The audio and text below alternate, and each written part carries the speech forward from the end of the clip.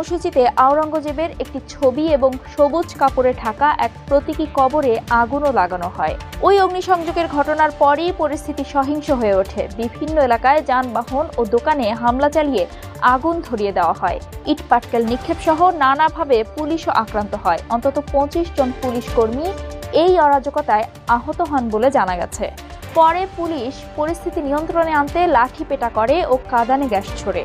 আইন শৃঙ্খলা নিশ্চিত করতে পুলিশকে সহযোগিতা করার জন্য জনগণকে আহ্বান জানিয়েছেন মহারাষ্ট্রের মুখ্যমন্ত্রী ও বিজেপি নেতা দেবেন্দ্র ফডনবিস।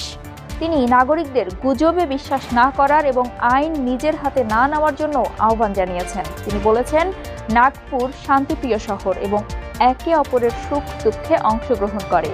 এমন পরিস্থিতিতে কোনো গুজবে বিশ্বাস করবেন না এবং প্রশাসনকে সহযোগিতা করুন।